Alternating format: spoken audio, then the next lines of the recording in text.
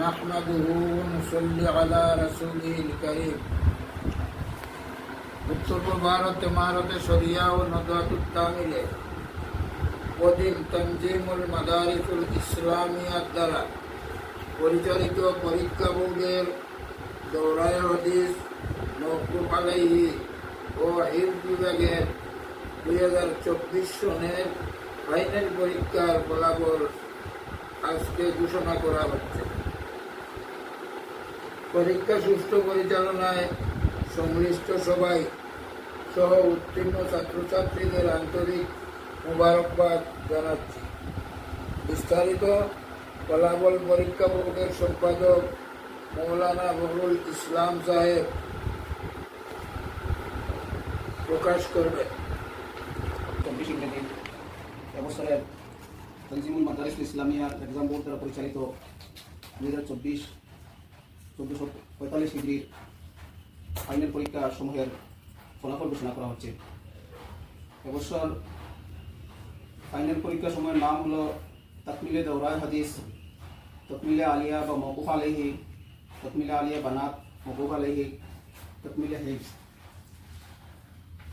এই চারটি পরীক্ষার মধ্যে সর্বপ্রথম তাকমিলে দৌরায়ে হাদিসের রেজাল্ট হলো যে টোটাল অ্যাপিয়ার্ড হয়েছেন 104 জন এবং টোটাল উত্তীর্ণ হয়েছেন 60 জন। এর মধ্যে প্রথম বিভাগে উত্তীর্ণ হয়েছেন 13 জন, দ্বিতীয় বিভাগে উত্তীর্ণ হয়েছেন 21 জন, তৃতীয় বিভাগে উত্তীর্ণ হয়েছেন 26 জন এবং এদের মধ্যে 10 জনকে র্যাঙ্ক হোল্ডার্স হিসাবে নির্বাচিত করা হয়েছে। সর্বপ্রথম মোহাম্মদ আসাদ আলী প্রথম স্থান অধিকার করেছেন, দারুল হাদিস কৈলাসর নওনেজ টিলাবাজার কাসিমুল উলুম মাদ্রাসা। 2 নম্বর মোহাম্মদ আলী দ্বিতীয় স্থান অর্জন করেছেন, দারুল হাদিস কৈলাসর নওনেজ টিলাবাজার কাসিমুল উলুম মাদ্রাসা। তৃতীয় হয়েছেন আসাইদুল ইসলাম আল জামিয়াতুল আরবিয়াতুল ইসলামিয়া বদরপুর। চতুর্থ স্থান অধিকার করেছেন ফুজাইল আহমেদ বড়ভুইয়া জামিয়া ইসলামিয়া তৈয়বিয়া হাইলাকান্দি। পঞ্চম স্থান অধিকার করেছেন দিলওয়ার হোসেন রুবেল দারুল হাদিস কৈলাসর নওনেজ টিলাবাজার কাসিমুল উলুম মাদ্রাসা। ষষ্ঠ স্থান অধিকার করেছেন মোহাম্মদ রুহুল আমিন আল জামিয়াতুল ইসলামিয়াতুল জালিলিয়া রাতাবাড়ি। সপ্তম স্থান অধিকার করেছেন জামিল আহমেদ লস্কর জামিয়া ইসলামিয়া তৈয়বিয়া হাইলাকান্দি। অষ্টম স্থান অধিকার করেছেন হিব্বুর রসুল উসামা মবরুর আল জামিয়াতুল আরবিয়াতুল ইসলামিয়া বদরপুর। নবম স্থান অধিকার করেছেন মমসাদ আহমেদ আল জামিয়াতুল ইসলামিয়াতুল জালিলিয়া রাতাবাড়ি। দশম স্থান অধিকার করেছেন আব্দুস সামেদ আল জামিয়াতুল আরবিয়াতুল ইসলামিয়া বদরপুর। তাকমিলে আলিয়া 2024-এর রেজাল্ট, সর্বমোট পরীক্ষায় বসেছিলেন 61 জন, এর মধ্যে পাস করেছেন 35 জন। প্রথম বিভাগে 15 জন, দ্বিতীয় বিভাগে 10 জন, তৃতীয় বিভাগে 10 জন। এর মধ্যে 3 জনকে first, second, third rank holder হিসেবে ঘোষণা করা হচ্ছে। ফার্স্ট হয়েছেন আবু শাহিদ আরাফাত আল জামিয়াতুল ইসলামিয়াতুল জালিলিয়া রাতাবাড়ি। দ্বিতীয় স্থান অধিকার করেছেন জিয়াবুর রহমান মাদ্রাসা আল ইসলাম ইলামবাজার। তৃতীয় স্থান অধিকার করেছেন গুলজার আহমেদ মাদ্রাসা আল ইসলাম ইলামবাজার। তাকমিলে আলিয়া বানাতের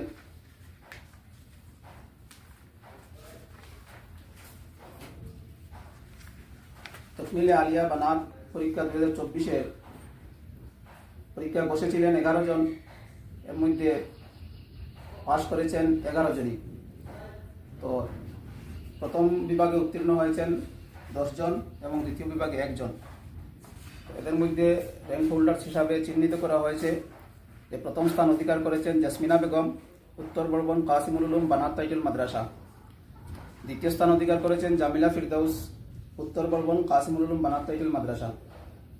তৃতীয় স্থান অধিকার করেছেন সুহাদা বেগম উত্তর বর্বন কাসিমুল উলুম বানাত টাইটেল মাদ্রাসা।